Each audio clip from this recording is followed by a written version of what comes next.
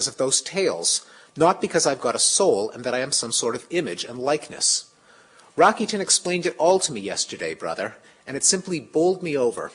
It's magnificent, Alyosha, this science. A new man's arising, that I understand, and yet I am sorry to lose God. Now, many people are sorry to lose God when they hear of these results, or sorry to lose the values that are traditionally associated with religion and God. And there's been a widespread fear and loathing of a biological understanding of human nature, both from the left and from the right. From the academic left, for example, the Manifesto Against Sociobiology by Stephen Jay Gould, Richard Lewontin, and others was posted after the biologist E.O. Wilson wrote his book Sociobiology, which was one of the first attempts to publicize the application of evolutionary biology to human behavior. And here's what they wrote. The reason for the survival of these recurrent determinist theories is that they consistently tend to provide a genetic justification of the status quo and of existing privileges for certain groups according to class, race, or sex. These theories provided an important basis for the enactment of sterilization laws and also for the eugenics policies which led to the establishment of gas chambers in Nazi Germany. And as a result of these accusations, when Wilson would speak at college campuses for years later, he would be met with demonstrators, such as ones called to his lecture by the following poster: "Come and hear Edward O. Wilson, sociobiologist and the prophet of right-wing patriarchy," and at the bottom of the poster it says, "Bring noisemakers."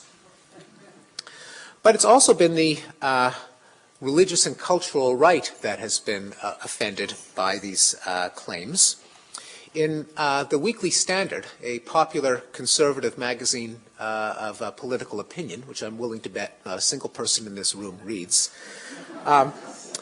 Andrew Ferguson wrote the following: "Biological theories of the mind are sure to give you the creeps, because whether a behavior is moral, whether it signifies virtue, is a judgment that the new science and materialism in general cannot make."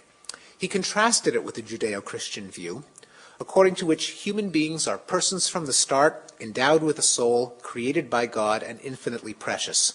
And this is the common understanding the new science means to undo. Now, this was an articulate statement of this fear, and not all the statements have been that articulate. Here's one from Tom DeLay, the House Republican Majority Whip, who offered the following theory of the cause of the Columbine High School shootings of 4 years ago.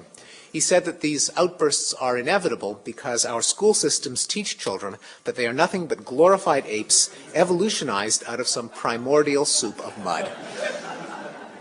And the House Judiciary Committee received the following testimony from a creationist think tank about the dangers of Darwinism.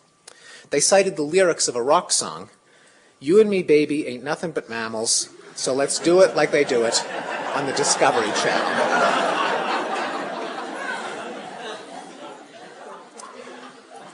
Well, these are serious accusations, and I think that they really should be addressed, and that's what I try to do in the bulk of the blank slate. I think that the fears of human nature can be boiled down to four concerns: the fear of inequality, the fear of imperfectibility, the fear of determinism, and the fear of nihilism, which I'll discuss separately. I'm going to argue that all of them are based on non sequiturs. They come about because these ideas are so unfamiliar, not because the conclusions actually follow from the discoveries. And I'm going to go further and say that not only are there not the dangers that so many people have feared in a better understanding of human nature, but there are actually dangers in denying human nature that have been less appreciated. And because of this, we should look at human nature objectively without putting a moral thumb on either side of the scale. So let me start with the fear of inequality. It comes from a basic mathematical truth, which is that 0 equals 0. If we're blank slates, we must be equal.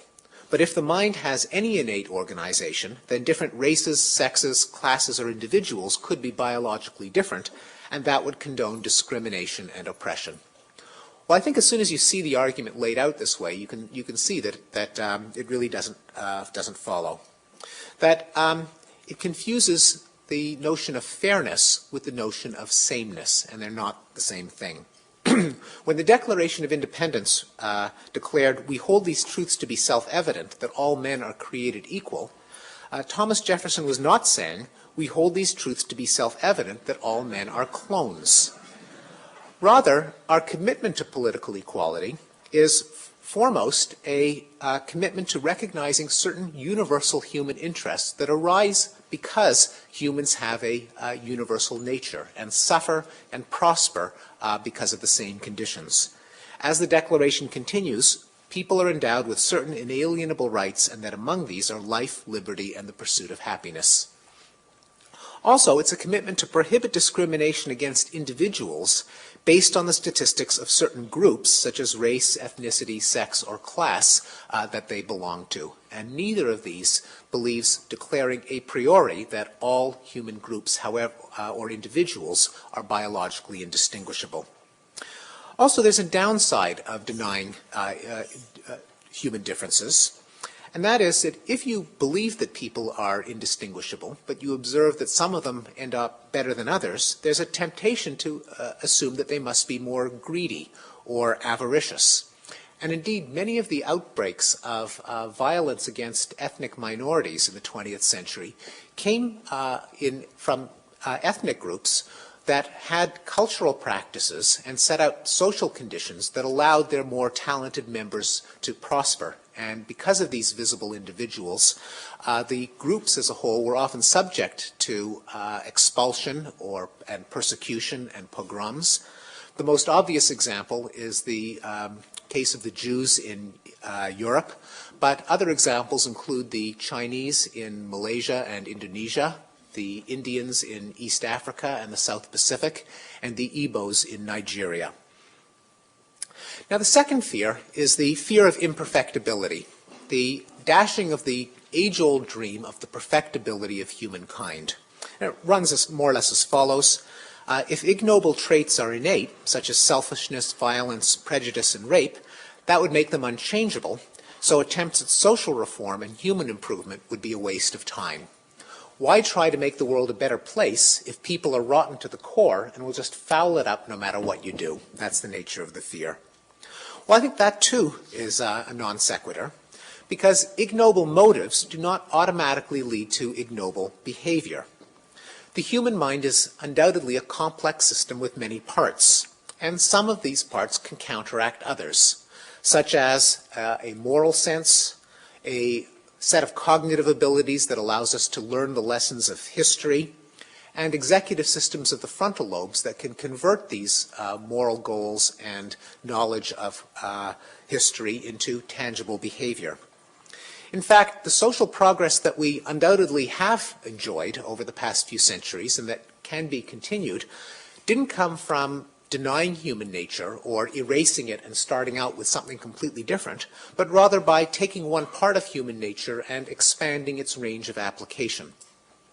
The philosopher Peter Singer, in his book The Expanding Circle, argued that universally you see humans demonstrate a capacity for empathy, an ability to sympathize with other people.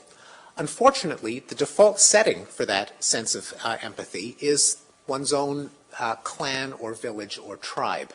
And people outside that circle have traditionally been treated as subhuman.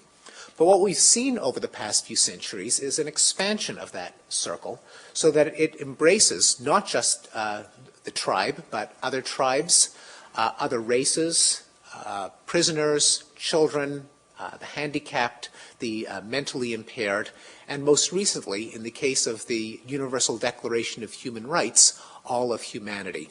And so this progress, ongoing progress, doesn't have to consist of pretending that human nature doesn't exist, but rather taking one feature of human nature and adjusting a knob or slider that controls the size of the circle that embraces the entities whose interests we treat as equivalent to our own.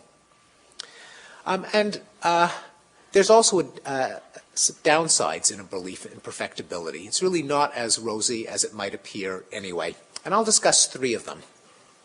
The first is the invitation to intrusive social engineering.